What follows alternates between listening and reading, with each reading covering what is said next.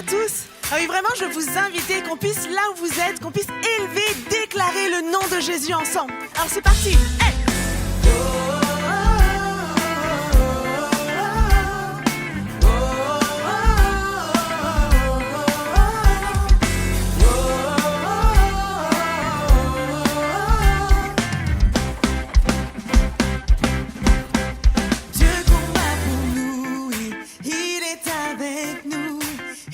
Triomphé, oui, il a triomphé.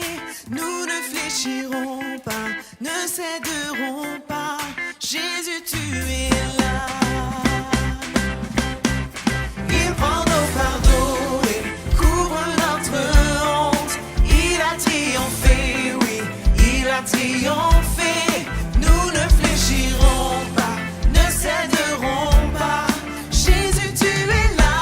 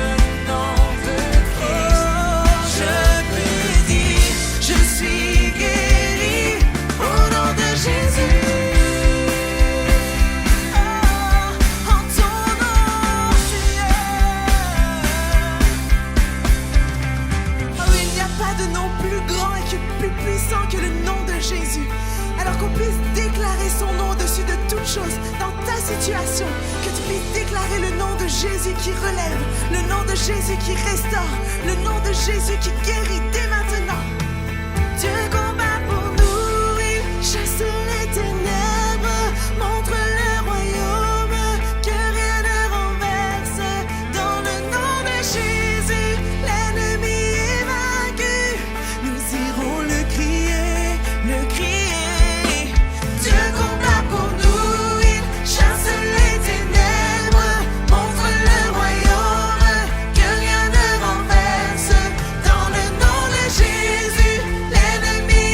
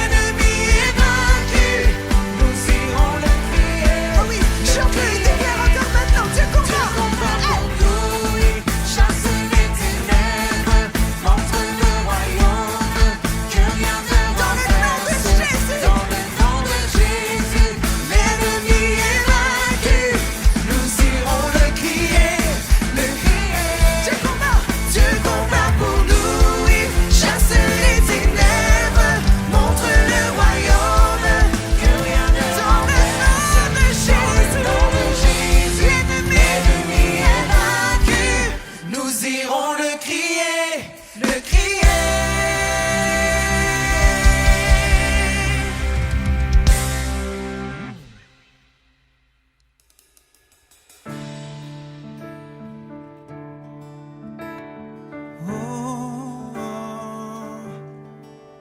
Chantons ton amour parfait.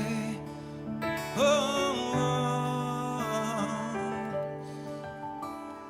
Du sommet des cieux, tu as vu nos cœurs orgueilleux. Nous étions loin, perdus dans l'ombre du péché. Ton cœur a saigné face à nos vies emprisonnées.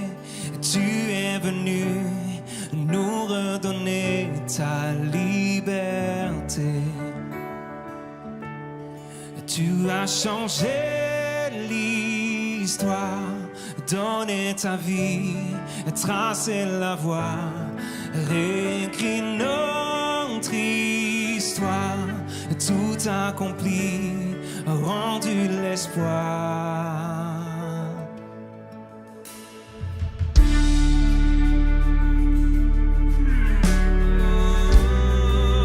Rendu l'espoir.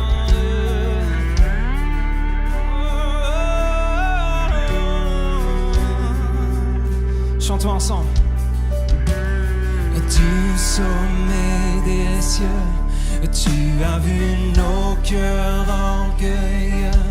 Nous étions loin, perdus dans l'ombre du péché. Ton cœur a saigné face à nos vies emprisonnées. Tu es venu nous redonner ta liberté.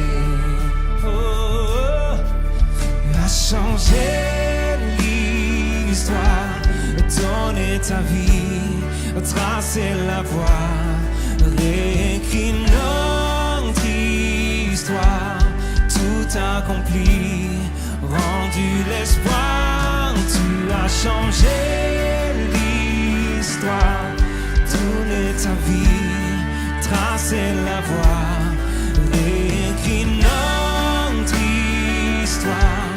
Tout accompli, rendu l'espoir.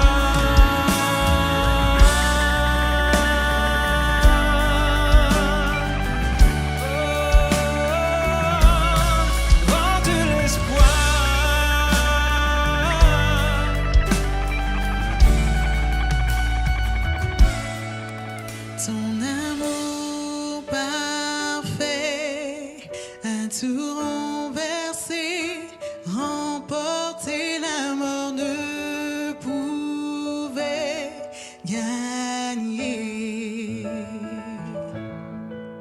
Ton amour parfait a tout supporté, surpassé, rien ne pouvait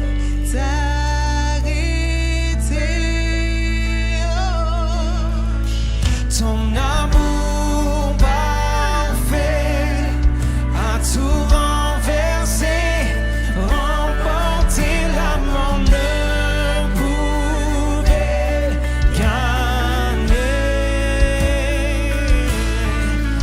Ton amour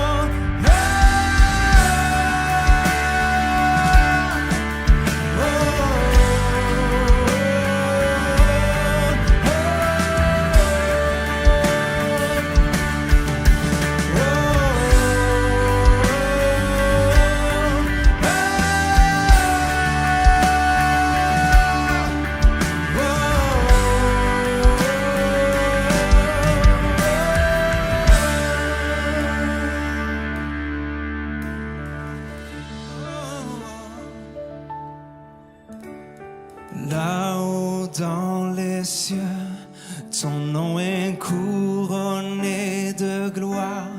Tu as changé l'obscurité par ta lumière. Ici dans ce lieu, nos voix s'élèvent ta victoire. Tu t'es offert, unissant le ciel et la terre. Ton amour parfait a tout renversé, remporté la mort ne pouvait gagner. Ton amour parfait a tout supporté, surpassé, rien ne pouvait t'arrêter. Rien ne pouvait t'arrêter. Rien ne pouvait t'arrêter.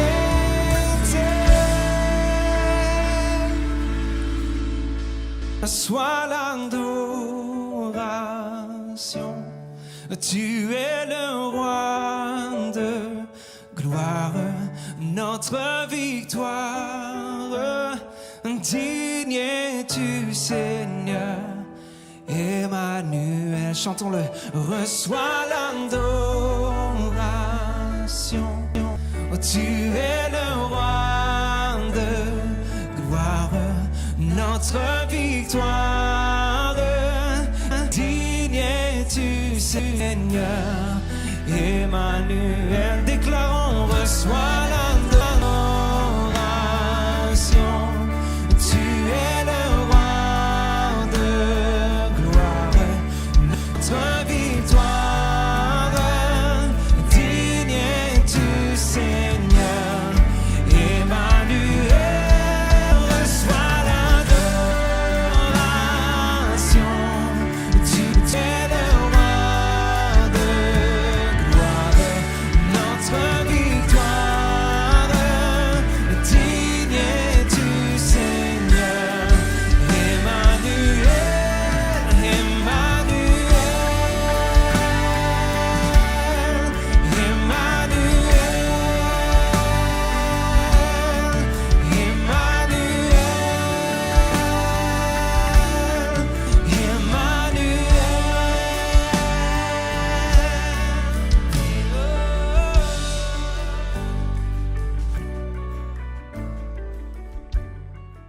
Comment séparer le bien du mal ? Tout commence par un choix. Devant le choix de ne croire qu'en lui ou en Dieu, l'homme a choisi. Et tout a changé, le plongeant dans un océan de confusion. Comment choisir ? Accepter ou refuser ? Continuer ou abandonner ? Se relever ou rester à terre ? Prendre ou donner ? Choisir l'orgueil avant l'humilité ? Être vrai ou mentir ? Aimer ou haïr ?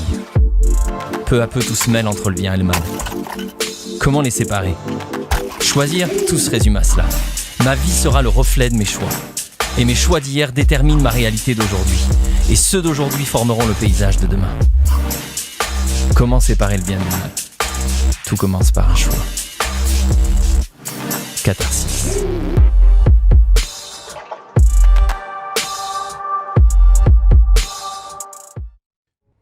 C'est un plaisir pour moi de joindre ma voix à celle de Pasteur Claude pour cette nouvelle série Catharsis. Catharsis, séparer le bien du mal, une série tellement importante. Et je suis certaine que celle-ci va être déterminante pour vous, qu'elle sera une source d'inspiration et de défi afin qu'en 2021, nous puissions faire des bons choix.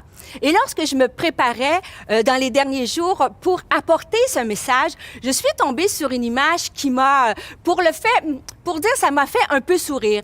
Et regardez cette photo, lorsqu'on voit ce jeune enfant, on constate que celui-ci a fait des choix qui n'étaient pas très appropriés, des choix inadéquats pour son âge. Et bien certain que à son âge, c'est juste rigolo et ça n'a aucune conséquence. Mais nous savons que nos choix sont d'une très grande importance. Alors, aujourd'hui, nous allons regarder ensemble l'importance de nos choix et les conséquences de nos choix.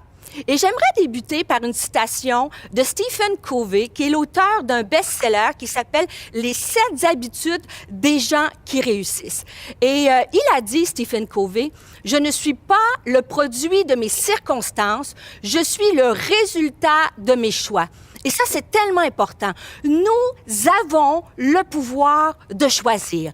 Et j'aime aussi cette citation d'Eleanor Roosevelt qui a dit « Je suis qui je suis aujourd'hui à cause des choix que j'ai faits hier. » Et on va regarder au cours de ce message quelle est l'importance de ces choix. Et lorsqu'on regarde d'un couvert à l'autre de la parole de Dieu, on peut constater qu'il y a des hommes et des femmes, des héros de la foi, qui ont dû faire face à des choix. Par exemple, si vous pensez à Josué. Josué, alors qu'il est face à une muraille, alors qu'il est face à un obstacle, a choisi de croire au plan de Dieu pour sa vie. Et il a vu la muraille tomber.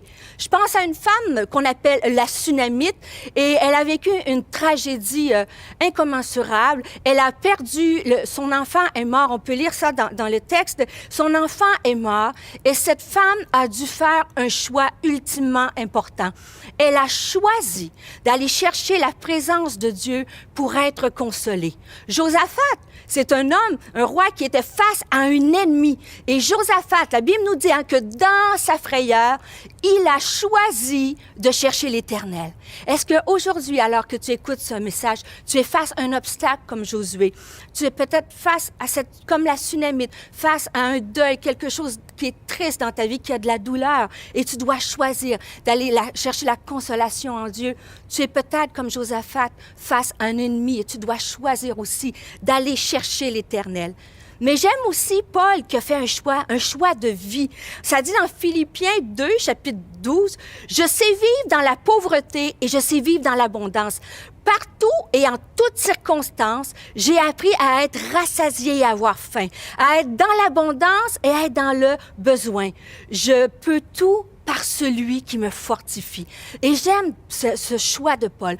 Paul a choisi le contentement. Il a choisi d'être heureux malgré les circonstances de sa vie. Mais aujourd'hui, j'aimerais vous parler de 4 hommes qui ont dû faire un choix ultimement important. Et le texte que je veux partager avec vous, c'est un texte qu'on retrouve dans le livre des Rois. Et juste vous mettre en contexte, juste pour vous dire, ces 4 hommes-là, c'était des lépreux. Et ils se tenaient à la porte d'une ville. Et c'était dans une période de l'histoire extrêmement difficile. C'était la famine. Il y avait la famine, il n'y avait rien à manger dans la ville. Et déjà, si vous pouvez revenir peut-être à la diapositive, il n'y avait rien à manger dans la ville. C'était, comme j'ai dit, la famine totale. Et pourtant, ces 4 hommes-là, se tenaient à la porte. La condition de vie était tellement difficile que je n'oserais même pas vous expliquer, mais il se passait des pratiques qui étaient incroyablement à couper le souffle, comment c'était dur la situation. Et imaginez, il n'y avait rien à manger pour les gens qui étaient riches dans la ville, mais quand vous êtes lépreux et que vous habitez juste à la porte, les gens venaient et vous jetaient des déchets par-dessus la muraille. Et ces gens se nourrissaient de déchets, mais en temps de famine, ces hommes étaient affamés. Ces hommes n'avaient rien à manger. Leur destinée était complètement comme impossible. Ils avaient les yeux aveuglés. Et j'aimerais qu'on regarde le texte ensemble, justement, dans le livre. Si vous prenez des notes, dans 2 Rois, chapitre 7, versets 3 à 4, et il est écrit « 4 lépreux sont installés près de la porte de la ville. Ils se disent l'un à l'autre, « Pourquoi rester ici à attendre la mort? » Et j'aime cette question-là et je vous la pose. Ils sont face à une impossibilité. Ils sont sans force, ils sont sans ressources. Et là, ils se posent la question. Si on reste ici, nous allons mourir. Si on va à la suite du texte, nous dit, si nous allons dans la ville, il n'y a rien à manger, nous allons mourir aussi. Alors, ils se sont dit, allons-nous rester ici jusqu'à temps que nous mourions? Et ces 4 hommes-là ont dû faire un choix. Ils ont dû prendre une décision. Je te lance la même question aujourd'hui. Tu sais, l'absence de choix est aussi un choix. Et je dirais, mieux vaut choisir que subir. Ces hommes, malgré leur faiblesse, malgré leur impuissance, ont décidé de tenter quelque chose. Et toi, aujourd'hui, est-ce que tu es comme ces 4 hommes-là, comme au pied de la muraille, dans une situation de ta vie sans ressources et que tu endures et que tu endures et que tu endures et que tu es en train de mourir? Et aujourd'hui, peut-être par le biais de ce message, tu te dis, il faut que je prenne une décision. Es-tu dans une relation amicale, une relation dans ton amitié qui te nuit et qui t'empêche de t'épanouir et que tu dis cette amitié-là est malsaine? Tu es peut-être dans une relation amoureuse non mariée et tu sais très bien que cette relation-là est en train de te tuer spirituellement et tu sais quelque chose dans ton cœur te dit, si je reste à la porte de la ville, je vais mourir. À quoi fais-tu face aujourd'hui? Avec la pandémie, il y a eu beaucoup de changements financiers. Pour certains, vos commerces, vous avez perdu vos commerces, tous vos soucis financiers ont pris une ampleur. Et là, tu es à un carrefour de vie. Est-ce que tu as une décision à prendre? Changer de direction professionnelle ou bien continuer là où je suis?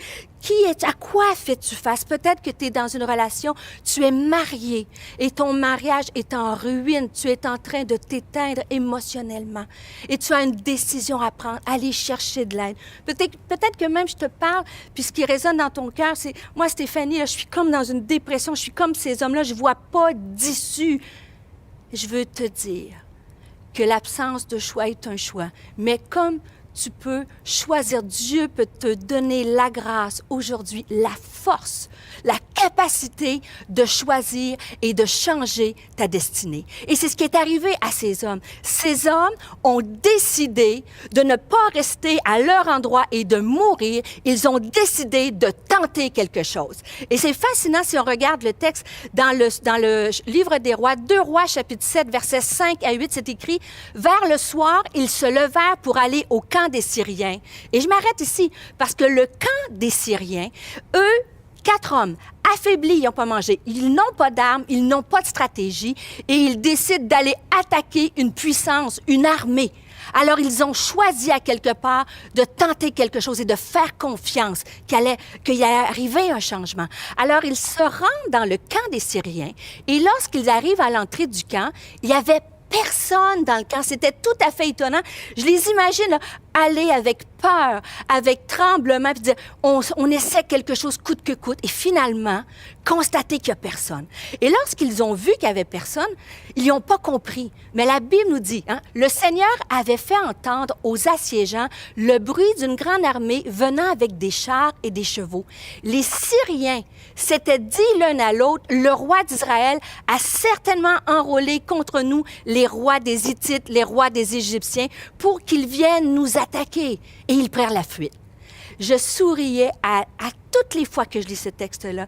C'est fascinant comment 4 hommes qui tentent quelque chose, ça prend un pas de foi et alors qu'ils font ce pas de foi-là, Dieu agit de façon miraculeuse.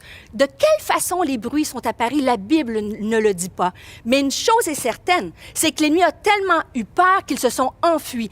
Et nos 4 lépreux, la suite du texte, ça dit, les 4 lépreux lui dit, étant arrivés à l'entrée du camp, quand ils ont vu qu'il n'y avait personne, ils ont pénétré dans le camp et ils ont commencé à trouver de l'or, à trouver de l'argent, à trouver des vêtements, à trouver de la nourriture. Et ils ont ramené ceci. Alors, par un choix qui avait l'air impossible, un choix, tu dis, je vais au moins tenter quelque chose, un choix de la part de ces 4 hommes-là a permis de voir le miraculeux dans leur vie. Et en plus, je n'aurai pas le temps de finir cette histoire-là, mais vous lirez lire la suite de l'histoire. Au verset 9, ça dit que ces hommes-là ont reçu la bénédiction, mais ils ont été la bénédiction pour tout le peuple d'Israël. Ils ont emmené le peuple d'Israël dans le camp afin que tout le monde puisse être nourri. Et c'est tellement important, l'importance des choix. Rappelle-toi, l'absence de choix est un choix. Mieux vaut choisir que subir. Aujourd'hui, est-ce que Dieu met quelque chose, une pensée à l'écoute de ce message te disant, tu es peut-être comme ces 4 hommes-là. Et si tu ne fais pas quoi que ce soit, quelque chose, tu vas mourir peut-être spirituellement, émotionnellement. Alors, je t'encourage à prier et dire, Seigneur, donne-moi la force, comme ces hommes, d'aller tenter quelque chose afin que je puisse voir le miraculeux dans ma vie et dans la vie des gens qui me sont chers. On a parlé aujourd'hui de l'importance des choix. Le deuxième point que j'aimerais partager avec vous, c'est les conséquences de nos choix. Bien certain, vous savez, sur cette série-là, Pasteur Claude en a tellement bien parlé la semaine dernière, il y a des conséquences à nos choix. Commençons par des conséquences qui sont assez faciles à évaluer. Par exemple, si je vous parle de conséquences, on sait très bien que les mauvais choix vont engendrer des mauvaises conséquences. Et ça, les mauvais choix, lorsque je parle de mauvais choix, je parle de choix moraux basés, par exemple, sur les 10 commandements, sur les lois de Dieu, sur les préceptes de Dieu. Et c'est un peu comme des panneaux de signalisation que Dieu nous a donnés. Par exemple, si tu roules sur l'autoroute à 150 km/h, il se peut très, très bien que si tu vois un policier, que tu aies une contravention assez salée. C'est le principe de, il y a des lois, il y a des choix moraux. Alors, lorsque tu prends un mauvais choix et que tu fais un choix mauvais par rapport au commandement de Dieu, il y a des mauvaises conséquences qui peuvent être engendrées. Mais j'aimerais juste dire à quelqu'un qui a besoin de l'entendre, il n'existe aucun mauvais choix que Dieu ne peut pas pardonner. Dans 1 Jean, au chapitre 1, au verset 8, il est écrit, « Si nous disons que nous n'avons pas péché, nous nous trompons nous-mêmes et la vérité n'est pas en nous. Si nous reconnaissons nos péchés, il est fidèle et juste. Prends-le pour toi. Si tu as fait un mauvais choix moral, n'oublie jamais que Dieu est fidèle pour nous les pardonner et pour nous purifier de tout mal.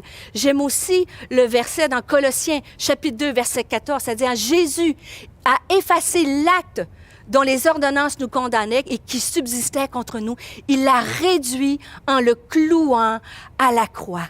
Alors, si tu subis les conséquences de mauvais choix, je t'invite à considérer, à venir au pied de la croix et dire, Seigneur, viens me pardonner, viens m'aider à changer de direction. Il n'y a pas, Dieu peut te donner la capacité, il dit dans sa parole, je mets devant toi la vie ou la mort, la bénédiction ou la malédiction. Choisis la vie, choisis la bénédiction. Et Dieu peut te donner la force si tu lui demandes. Alors, on sait, les mauvais choix engendrent des mauvaises conséquences. La deuxième chose que j'aimerais qu'on regarde ensemble, c'est comment les bons choix engendre des bonnes conséquences. Et ce principe-là est basé sur les promesses de Dieu, sur les principes de la parole de Dieu. Dans Romains chapitre 12, au verset 17 à 18, ça dit, « Recherchez ce qui est bien devant tous les hommes. Si cela est possible, dans la mesure que cela dépend de vous, soyez en paix avec tous les hommes et ne te laisse pas vaincre par le mal, mais sois vainqueur du mal par le bien. » Je veux nous encourager comme croyants à faire des bons choix qui engendrent des bonnes conséquences. Vous savez, aujourd'hui, c'est un petit peu à contre-courant. Souvent, on entend dans notre société, c'est presque œil pour œil, dent pour dent. On est centré vers nos besoins, vers tout ce qui nous appartient à nous. J'ai le droit, j'ai le droit. Mais il y a des principes qui ouvrent le ciel. Lorsque je choisis de pardonner, je vais récolter dans le temps la libération. Lorsque je choisis la générosité, c'est un principe de la Bible qui ouvre le ciel. On appelle le principe des semences et des récoltes. La Bible nous dit, dans Galates, chapitre 6, verset 7, ce qu'un homme, même il dit avant, on ne se moque pas de Dieu, ce qu'un homme aura semé, il le récoltera. Mais c'est aussi vrai, si tu sèmes le bien, tu vas récolter le bien. Et ce principe-là, mon mari et moi, on l'a enseigné à nos enfants dès leur plus jeune âge. On disait qu'à Philippe Jérémie, quand il était tout petit, on priait avant de les coucher, puis on réclamait la bénédiction, puis on disait, alors si tu sèmes le bien, tu vas récolter le bien. Et vous savez, un jour, mes enfants sont revenus de l'école. Un de mes enfants, je ne nommerai pas lequel, et m'a dit, maman, je trouve que ton principe de semence et récolte, ça fonctionne pas tellement bien. Tu m'as dit, si je sème des semences de tomates, je vais récolter des tomates. Bien, moi, dans la cour de récréation, j'ai semé le bien, puis j'ai récolté quelque chose qui était pas mal moins bien. Et j'ai dû un peu peaufiner. Et encore aujourd'hui, c'est ce que je leur enseigne. Vous savez, le principe des semences et des récoltes est encore vrai aujourd'hui. Ce qu'on oublie, c'est que des fois, la semence prend du temps, elle doit germer, se développer, jusqu'à temps qu'elle pousse et qu'elle donne son fruit. Mais une chose est certaine, j'ai dit à mes enfants, encore lorsqu'ils sont adultes, lorsque je fais le bien, je récolterai en son temps le bien. Mais une chose qui est immuable et que j'aimerais vous partager, lorsque je fais le bien, lorsque je choisis le bien, je me sens bien. Alors, il y a exactement le premier choix. Lorsque je fais un mauvais choix, je récolte des mauvaises conséquences. Lorsque je fais un bon choix, je vais récolter de bonnes conséquences et je vais me sentir bien. Mais j'ai assez d'expérience de vie pour savoir que la vie, ce n'est pas blanc et ce n'est pas noir. Il n'y a pas juste les bons choix et les mauvais choix. Il y a des fois, c'est la zone grise. Nous voulons faire un bon choix, mais on ne sait pas comment. Et si la meilleure illustration que je ne peux pas vous donner, avez-vous déjà essayé de vous stationner à Montréal? Et si vous regardez l'image ici, c'est exactement ça. Je veux me stationner au centre-ville de Montréal. Je ne veux pas avoir de contravention. Je veux respecter les lois. Sauf que lorsque je regarde les panneaux de signalisation, j'ai aucune idée si j'ai le droit de me stationner là. Et c'est exactement comme ça, des fois, dans la vie. Je veux faire un bon choix, mais je ne sais pas comment. Et si, regardez, ça me fait bien sourire aussi. Des fois, on a l'impression qu'on est comme arrêté dans notre vie. Tu as une décision à prendre, et là, c'est comme si tu essaies de réfléchir. Je peux pas tourner à droite. C'est comme un labyrinthe. Je peux pas tourner à droite, je peux pas tourner à gauche, je peux pas aller droit devant, et je peux pas reculer. Je veux faire un bon choix, oui, mais comment? Et c'est ce que j'aimerais partager avec vous dans la prochaine partie de ce message-là. J'aimerais apporter une portion qui est plus en mode enseignement. Et je vous dirais même, si vous avez un papier, crayon, votre téléphone, je vous encourage à prendre des notes. Et toute cette portion-là de comment, des clés qu'on va partager ensemble, que j'aimerais vous proposer sur comment faire des bons choix, vous allez pouvoir télécharger ce document-là sur notre site Internet, sur catharsis.nouvellevie.com, et vous allez trouver les outils qu'on peut utiliser quand on ne sait pas quelle décision prendre. Et peut-être que quand on va les regarder ensemble, vous allez dire, ouais, franchement, Stéphanie, moi, j'ai de l'expérience de vie, je sais comment prendre des bonnes décisions. Et ça, c'est certain. On sait avec le temps comment faire de bons choix. Mais c'est important de connaître, d'avoir la connaissance de comment faire des bons choix. Mais je vous dirais, entre vous et moi, le plus important, c'est la mise en pratique. Il y a bien des gens qui connaissent beaucoup de choses, mais ne les mettent pas en pratique.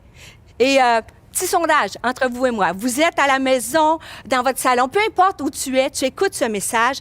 Et à main levée, si je te dis, manger un sac de chips au barbecue ou au vinaigre ou une pile de biscuits au chocolat à 8-9 heures le soir en regardant une télésérie sur Netflix, à main levée, qui trouve que c'est un bon choix? Bien sûr, c'est un mauvais choix pour la santé, c'est un mauvais choix pour le tour de taille. Mais même si on sait que c'est pas le choix le plus santé, qui, à main levée, n'a pas déjà ou ne mange pas un sac de chips ou des biscuits au chocolat devant une série? Et c'est exactement la même chose. Souvent, on connaît les choses, mais il faut les mettre en pratique. Alors, la clé numéro 1, comment faire un bon choix? Premièrement, et tu vas dire, c'est simple. Commençons par la base. Premièrement, prier pour la sagesse et la direction de Dieu. Comment faire un bon choix pour un futur conjoint, pour une carrière, pour savoir dans quel champ d'études tu veux aller, quel programme choisir à l'université, au cégep, faire un bon choix pour conseiller tes enfants. Premièrement, prier. Demande la sagesse de Dieu. Si on est honnête, des fois, avec le temps, on oublie de consulter Dieu. Dans Proverbes, chapitre 3, versets 5 à 6, c'est écrit « Mets ta confiance en l'Éternel de tout ton cœur et ne te repose pas sur ta propre intelligence. Cherche à connaître sa volonté pour tout ce que tu entreprends et il te conduira sur le droit chemin. Demande-lui, Seigneur, enseigne-moi, inspire-moi ta volonté dans cette situation-là. » Psaume 86, au verset 11, il est écrit « Enseigne-moi, ô Éternel, à suivre les voies que tu traces, et je me conduirai selon ta vérité. » Demande-lui de te révéler et de t'enseigner. Et dans Jacques, chapitre 1, verset 5, c'est écrit « Si l'un de vous manque de sagesse, qu'il la demande à Dieu, qui donne à tous, sans faire de reproche, et elle lui sera donnée. » Prie, demande la sagesse de Dieu. Deuxièmement, lis la Bible. La Bible est un manuel de vie extraordinaire. Moi, souvent, dans les grandes décisions importantes de ma vie, la parole de Dieu, et il y a eu des versets de la parole de Dieu, on appelle des rémas, qui sont venus impacter mon cœur, et c'est devenu comme un encre. Et ça m'a aidé à prendre des décisions parce que j'étais convaincue que c'est ce que Dieu voulait pour moi. Par exemple, dans le livre d'Ésaïe, il y a beaucoup de versets qui ont bouleversé mon cœur et je m'y suis attachée et qui m'a conduit dans des bons choix.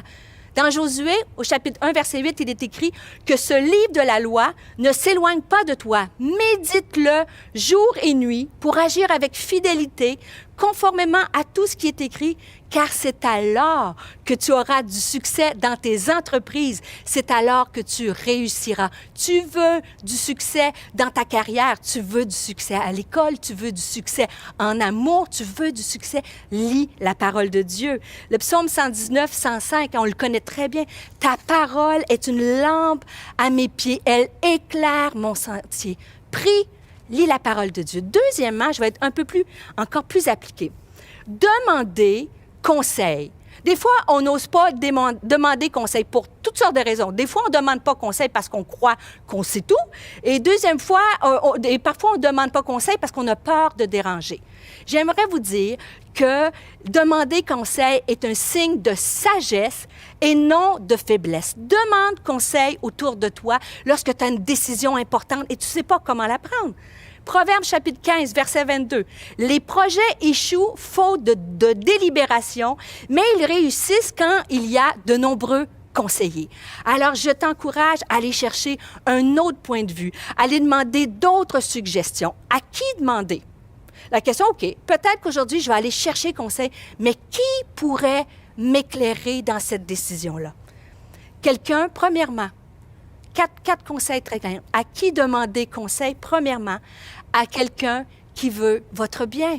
Ça peut être un pasteur. Si vous avez des défis dans votre mariage, on a l'équipe pastorale, les soins pastoraux qui peuvent vous donner des conseils à divers niveaux de votre vie. Vous pouvez demander des conseils si vous êtes un adolescent, vous êtes un jeune adulte, à vos parents qui ont de l'expérience et qui veulent votre bien. À qui demander conseil? À quelqu'un, par exemple, en affaires, qui a réussi dans le même domaine que vous. Par exemple, moi, j'ai eu des jeunes de l'Église qui m'ont, je dirais pas souvent, mais comme assez fréquemment écrit pour dire « Stéphanie, je ne sais pas en sciences, comment je pourrais choisir quel domaine scientifique qui me conviendrait, qu'est-ce que tu en penses? » Et j'ai conseillé des jeunes au niveau scientifique de par ma formation scientifique. À qui demander conseil? À quelqu'un qui a la maturité spirituelle et quatrièmement, à qui demander conseil? À quelqu'un qui est neutre, qui n'a pas de parti pris. Et j'ai aimé ce texte que j'ai trouvé en me préparant. Ça dit « Mieux vaut reprendre ouvertement quelqu'un que se taire par amitié. » Ça veut dire que des fois, on veut demander conseil, mais on veut avoir la réponse qu'on espère. On va demander de conseil à quelqu'un qui pense comme nous. Quelqu'un qui va nous dire « Bien, vas-y, Stéphanie, c'est ça qu'il faut que tu fasses. » Et des fois, c'est pas nécessairement le meilleur des conseils. À qui demander conseil? C'est à quelqu'un qui est neutre, qui va t'écouter et qui va te donner un sage conseil. Et il faut faire attention. Si on demande conseil, il faut s'attendre, il faut être ouvert à la réponse. Et au début de notre mariage, Luc, mon mari, je lui avais dit au tout début, dans les premières semaines, j'avais dit, « Ah, chérie, si jamais je prends du poids, j'aimerais que tu me le dises, parce que mieux vaut perdre quelques kilos que là, tu sais, les années passent. » Et c'était comme je disais, « Ah, dis-moi, là, donne-moi un sage conseil. » Et c'est drôle qu'après, je dirais pas après combien de temps, mais il m'a dit, « Stéphanie, je pense que tu as pris un petit peu, toi, est-ce que tu as pris quelques kilos? » Pardon? Pardon, ça ne se dit pas. Ça, Luc Poirier, que j'ai pris quelques kilos. Et c'est drôle parce que par la suite, au fil du temps, je n'ai plus jamais pris de kilos selon lui. Et je blague, mais c'est tellement comme ça. Des fois, on demande conseil, mais en fait, on veut que les gens nous disent ce que nous voulons entendre. Et c'est pas ça. Un vrai ami, demandez conseil à quelqu'un qui va être neutre et quelqu'un qui va être mature et va vous éclairer pour la meilleure des décisions. Quatrièmement, comment faire un bon choix? Évaluer les possibilités. Jésus a dit dans Luc chapitre 14, verset 28, « Car lequel de vous, s'il veut bâtir une tour, ne s'assied d'abord pour calculer la dépense et voir s'il a de quoi la terminer. » C'est important d'évaluer les possibilités, de faire la liste des avantages et la liste des désavantages, la liste des points forts et la liste des points faibles. Par contre, il faut être honnête, laissez votre imagination. Des fois, on n'ose pas créer, on n'ose pas rêver parce qu'on a peur d'évaluer, d'être déçu ou que ça ne fonctionne pas. Commencez, il n'y a pas d'idée ridicule. Dieu peut faire au-delà de tout ce qu'on peut penser et même imaginer. Il peut nous donner sa pensée. Il commence à évaluer les côtés positifs, côté négatif.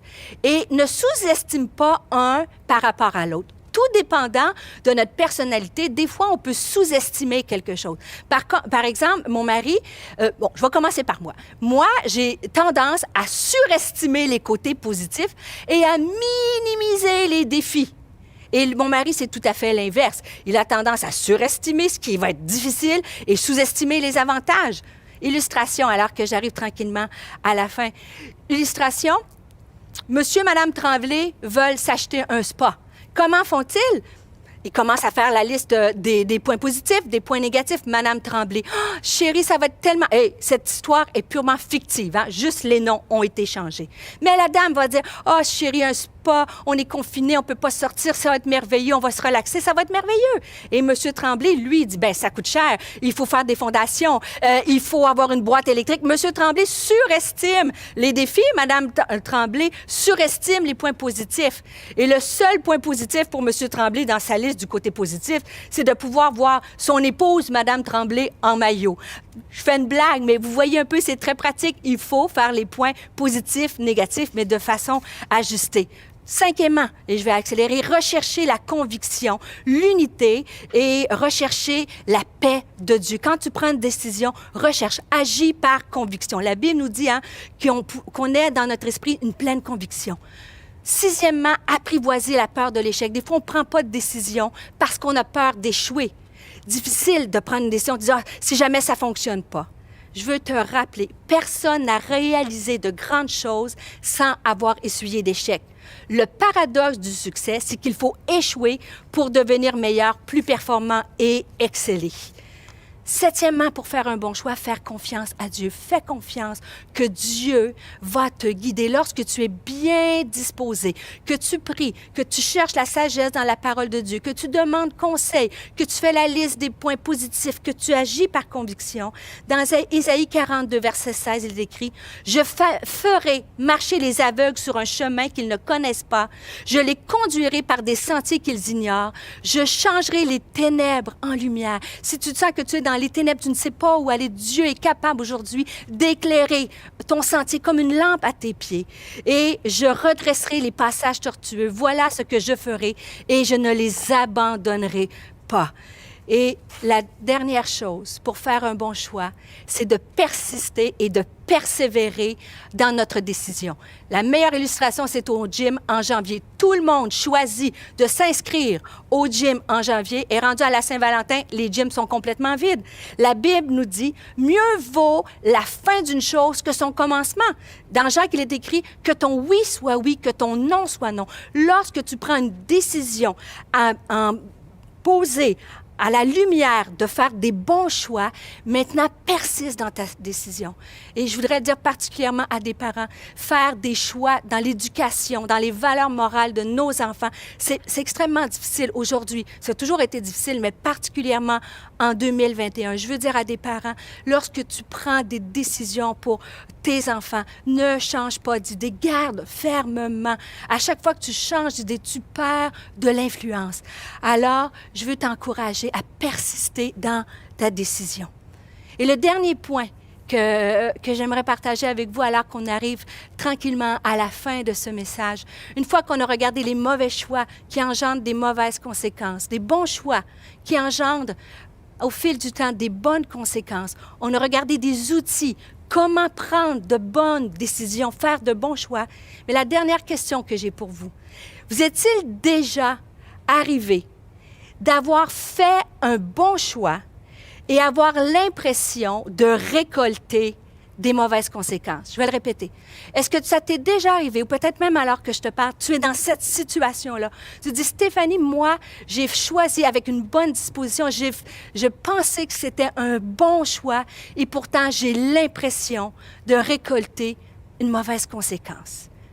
Je veux te dire, en terminant, que Jésus aussi a eu cette même impression-là. Et le dernier texte que je veux partager avec vous, dans l'Évangile de Luc, chapitre 6, au verset 12 à 16, il est écrit, c'est Jésus, il dit, à cette époque-là, Jésus se retira sur la montagne pour prier. Il passa toute la nuit à prier.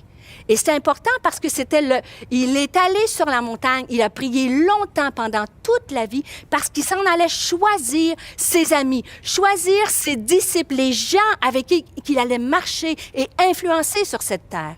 Et pourtant, ça dit, quand le jour fut levé, il appela ses disciples et il en choisit parmi eux 12 qu'il donna le nom d'apôtres. Et je vous épargne les noms, Simon, Pierre, André, ainsi de suite. Mais la suite du texte a percuté mon cœur. C'est écrit à la fin, Jésus a choisi, après avoir prié, Judas l'Iscariote, celui qui devint un traître. Au premier abord, on a l'impression que Jésus a fait un mauvais choix. Que même si Jésus a prié, il a choisi quelqu'un qui allait le faire souffrir, quelqu'un qui allait le trahir.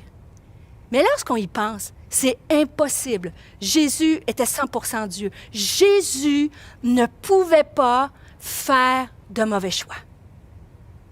Alors, ce qu'il faut en tirer, c'est qu'il est possible de faire des bons choix et que ces choix-ci peuvent nous faire souffrir. Choisir Judas a causé la mort de Jésus. Choisir Judas a fait que Jésus a été crucifié sur une croix, que Jésus est mort. Mais tout ceci, écoutez-moi bien, tout ceci faisait partie du plan de Dieu. Tout ceci était sous la souveraineté de Dieu, parce qu'il fallait que Jésus meure sur la croix afin que nous soyons réconciliés avec lui, afin que nos péchés soient effacés et que nous ayons accès à cette vie éternelle-là. Alors aujourd'hui, j'aimerais prier dans les quelques instants qui restent et j'aimerais te dire, n'oublie jamais que Dieu est souverain sur toute ta vie. Il est capable aujourd'hui de changer le mal en bien, de changer une situation qui tolère un échec, qui tolère un mauvais choix, de mauvaises conséquences en bien. Ne place pas un point dans l'histoire de ta vie, dans l'histoire de la vie de tes enfants quand Dieu a mis une virgule. Je veux te dire que Dieu n'a pas joué son dernier coup et que il va tout faire concourir à ton bien. Avant de te laisser, je vais te rappeler 3 principes lorsque tu prends des décisions et que tu as l'impression, à court terme, en ce moment de ce que tu vis, tu as l'impression que ce n'est pas ça qui devait arriver. Je veux te rappeler, Dans Romains, au chapitre 8, au verset 1, c'est écrit: il n'y a maintenant aucune condamnation pour ceux qui sont en Jésus-Christ. Peut-être que tu te sens condamné, puis tu te dis, pourquoi j'ai fait ce choix-là? Il n'y a aucune condamnation pour ceux qui sont en Jésus-Christ. Deuxièmement, verset 28, nous savons du reste que toute chose concourt au bien de ceux qui aiment Dieu et de ceux qui sont appelés à son dessein.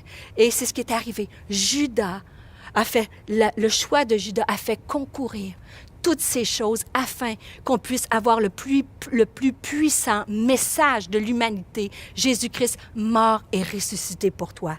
Et finalement, j'aimerais te quitter en te disant, dans toutes ces choses, Romains 8, 37, mais dans toutes ces choses, nous savons que nous sommes plus que vainqueurs par celui qui nous a aimés.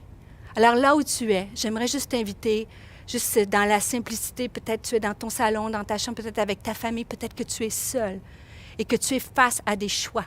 Tu es face à des conséquences de tes choix. J'aimerais juste t'inviter, juste à fermer les yeux. Et j'aimerais qu'on prie ensemble que 2021 soit une année impactante dans nos choix. Une année où Dieu va nous diriger, nous éclairer, nous donner sa sagesse, afin que nous puissions entrer pleinement dans la destinée qu'il a préparée pour chacun et chacune d'entre nous. Alors, juste un instant, on va juste fermer les yeux et on va prier ensemble. Seigneur Jésus, je veux te dire merci pour ta parole. Aujourd'hui, nous avons vu comment ta parole est riche, comment ta parole est sage, comment ta parole est pratique et appliquée. Je te prie pour des hommes et des femmes qui aujourd'hui, premièrement, ont choisi peut-être, ont fait des mauvais choix. Ils sont aux prises avec des mauvaises conséquences. Je veux que tu viennes leur rappeler que, Seigneur, il n'y a aucun mauvais choix que tu ne peux pas pardonner et que quand on confesse nos fautes, tu es fidèle et juste pour nous les pardonner. Alors viens ce matin, aujourd'hui, à l'écoute de ce message, relâcher un homme ou une femme qui a besoin de se détourner de ses voies et de revenir, de se jeter dans tes bras d'amour. Je veux te prier aussi pour des gens qui sont face à des décisions, des parents, des étudiants, face à ta carrière, face à des choix professionnels, face à des choix de vie. Seigneur, viens éclairer. Tu as vu ces quelques principes que nous avons partagés ensemble. Je te prie que dans les prochains jours, alors qu'ils vont te demander, viens Seigneur, me diriger, que tu puisses te révéler, que tu puisses parler, mettre des impressions dans leurs pensées, dans leur cœur, des impressions, des pensées qui viennent de toi. Viens, comme ta Bible dit, viens mettre par ta parole une lumière sur le sentier. Viens nous diriger, Seigneur. Lorsque nous ne savons quoi faire, quand la zone est grise, Seigneur, toi, tu viens parler et tu te révèles à nous. Alors tu parles, tu mets des gens de bons conseillers, Seigneur. Tu aides des gens à faire des actes concrets, de regarder les choses positives, les choses négatives dans une décision, Seigneur. Et tu viens propulser, donne une conviction. Et en tout dernier lieu, j'aimerais te demander, Seigneur, je te prie pour quelqu'un qui a fidèlement, de tout son cœur, le cœur bien disposé, fait un bon choix. Mais pour toutes les raisons que toi seul connais, cette personne-là est face à la souffrance, comme Jésus a marché. Je veux premièrement lui dire que Jésus comprend, que Jésus a ressenti la souffrance, la trahison, la peine, mais que Jésus a compris qu'il fallait que ces choses se produisent afin que le royaume de Dieu avance. Alors, Seigneur, viens panser les plaies, viens comme un baume fortifier un homme, une femme. Viens lui montrer aujourd'hui que tu vas faire concourir toute chose à son bien, que tu as la capacité de changer ce qui est mal en bien, alors qu'elle se tient dans ses bons choix, elle se tient dans la droiture. Toi, Seigneur, tu vas l'honorer. Et je te dis merci à l'avance. Merci parce que nous avons accès à ta présence. Merci parce que ta parole ne revient jamais sans voir son effet. Et je te dis merci. Viens bénir chaque homme, chaque femme qui ont écouté ce message. C'est dans le puissant nom de Jésus que je t'ai prié. Amen. Alors soyez bénis et je vous souhaite un excellent dimanche. Alléluia, gloire à mon libérateur. Alléluia, la mort